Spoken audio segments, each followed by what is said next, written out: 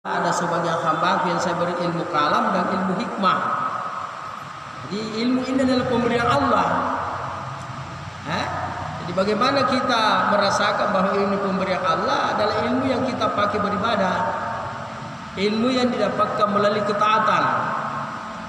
Bukan ilmu yang kita dapatkan melalui pertandingan. Ada niat-niatnya.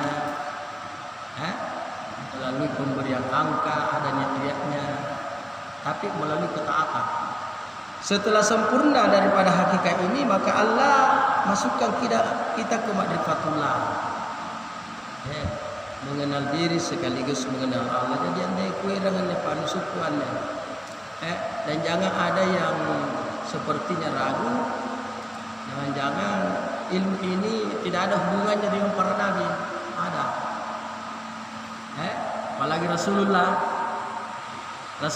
dia katakan itu saya diutus oleh Allah membawa syariat dan hakikat.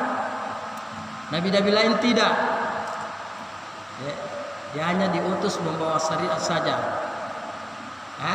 Nah, tentu kita umatnya ini juga demikian.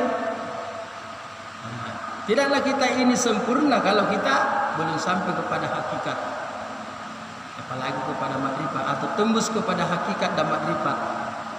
Jadi sesungguhnya ilmu yang suruh cari di sisi Allah ini adalah ilmu hakikat dan makrifat. Ilmu syariatnya sudah ada. Mulai dari tidur, ada namanya adab tidur, itulah syariat. Kita bangun tidur, ada namanya adab bangun tidur. Kita masuk WC, ada namanya adab WC. Istinja.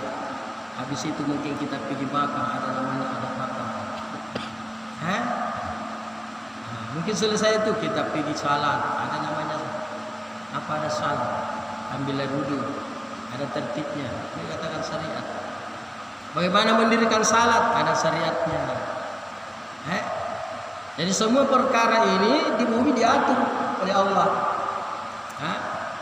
Lalu diikuti dengan doa-doa. Inilah semua rangkaian-rangkaian ibadah yang kita diperintahkan Allah. Kalau kita mengamalkannya secara sempurna dan utuh, maka barulah Allah membukakan pintu-pintu ilmu ladunianya. Pintu-pintu ilmu makrifatnya. Jadi tujuan asasi daripada ibadah ini adalah makrifatullah, atau yang kata lain ada hal-hal yang ingin dicapai. Insyaallah pada maghrib ini saya akan membacakan sesuatu ilmu yang merupakan saya istilahkan target ibadah. Artinya belum sampai meresapi ibadah kalau kita belum sampai pada tingkat ini. Ibadah masih ringkih, ibadah masih tambah.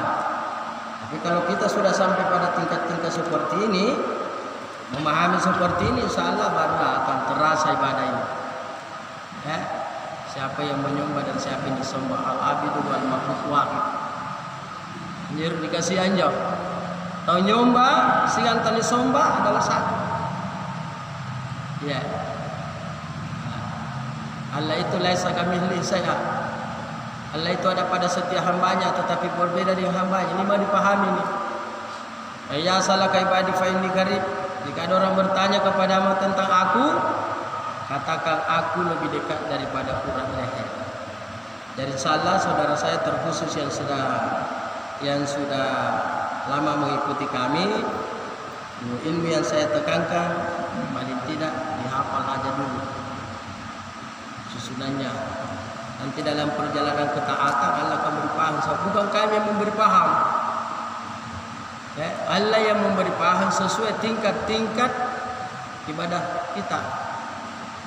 Jadi Allah yang memberikan paham sesuai tingkat-tingkat kesungguhan kita. Jadi tidak serta-merta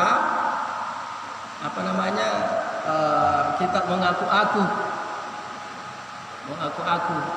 tetapi Allah Maha tahu. Ahasibitum an tudraku wa lam ya'lamillahu alladziina jahadu minkum wa lam yattahiju min dunillahi wala rasul walal mu'minina walijata wallahu khabirun bima ta'malun. Apakah kamu mengira di Allah sindir orang-orang? Apakah kamu mengira bahwa kamu akan dibiarkan begitu saja? Artinya mengaku orang beriman, mengaku orang taat, mengaku orang saleh. Padahal Allah belum melihat secara nyata. Jadi Allah mau nyata, Allah mau lihat orang-orang yang berjihad di antara kamu. Jadi Allah mau lihat perjihadan kita dulu, kesungguhan kita dulu. Dan tidak mengambil teman setia selain Allah. Jadi masuk teman setia selain Allah itu hukumnya. Hukumnya, aturannya. Kita senantiasa membayangkan Allah ketika kita mau melihat apakah ini tidak melanggar. Ketika kita mau mendengar apakah ini bukan pendengaran yang melanggar. Maksudnya itu. Kita mau mencium, mau berkata, mau makan minum, mau menjamah, mau melangkah. Apakah ini yang saya mau ke sana bukan pelanggaran. Jadi kita seperti berkomunikasi dengan Allah. Makanya kalau orang syariat ya ada petunjuknya dalam Quran. Kalau kau begini, ini adalah syaitan. Seperti karena kita mau tahu dalam diri ini ampas sesaat lagi tinjau irutnya iblis sehingga irut Allah Ta'ala. Biasanya ampas sesaat lagi irutnya Allah Ta'ala dekat sehingga irutnya iblis. Makanya iblis itu dia senantiasa membuka rahasianya. Pertama, ketika Adam pertama dicipta, maka diperintahlah iblis hormat sujud kepadanya. Maka iblis membuka dua dia punya sifat. Dia membangkang, tidak mau. Dia bilang saya lebih bagus ciptaanku daripada Adam. Kemudian dia tahu anak-anak kebajikan keturunanku nih itu yang dimaksud. Dan anak-anak kalian keturunan. Semua manusia keturunannya sama. Dia dari nutfatang ala katam batu ngasin jiri-jiri tunaya. Mana pengenai napas suluki. Mana pengenai napas suluki batu ngasin jiri-jiri tunaya. Amanya Jokowi, Soeharto, Soekarno, itu na cak ninjo. Bahkan itu na tidak pernah jadi tahu. Dan di pada untuk berpikir kan. Dan disago karena tidak jam. Tapi banyak orang bodoh begitu keluar di bumi dia mengangkat dirinya. Inilah iblis. Iblis. Jadi jangan kita mau aku keturunan ini. Lalu yang kedua, iblis ini kan taat. Dia bilang saya lebih taat daripada Adam. Dan dia tahu rajin beribadah. Terkadang kami singgihnya kesombongan ibadah ya. Jadi itu kesombongan ibadah itu. Saya lebih taat daripada Adam. Anak-anak itu tak akan jadi kau. Saya lebih berjuang daripada anda. Ada semacam satu bertentangan dengan dan aku kalian lah ini. Jadi dua ini. Jadi kita sudah bisa membedakan. Ini iblis ini berkata. Ini iblis berkata. Ini wujudnya iblis. Karena sesungguhnya iblis itu nyata. Lalu iblis diputuskan masuk neraka. Dengar ini. Bagaimana iblis membuka rahasianya supaya kita paham. Jadi siapa yang memiliki sifat ini? Itulah iblis. Itulah iblis. Lalu dia diputuskan masuk neraka.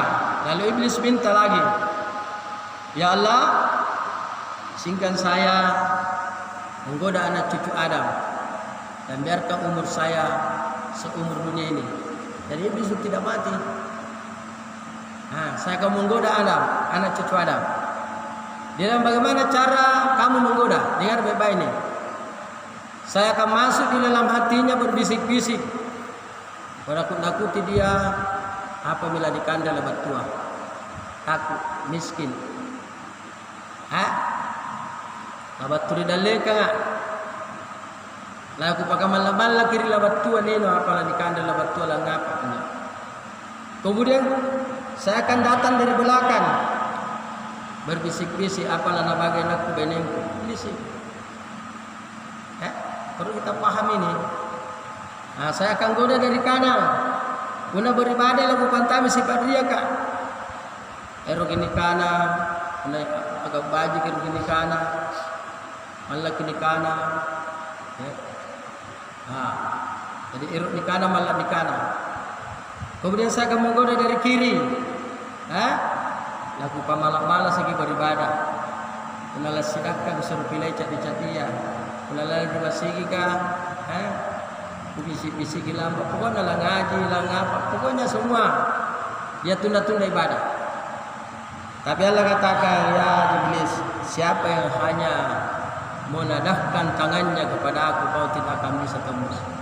Tahu ikhlas kami nak kita nak kulen tarus. Ya, jadi orang yang belum sepenuhnya ikhlas kepada Allah, ingat ini. Iblis ini, dia tahu tenan sengit. Tenan sengit kan iblis bila lamur cokol dia tina, masih dia mengatakan diri ini kemauan Tuhan.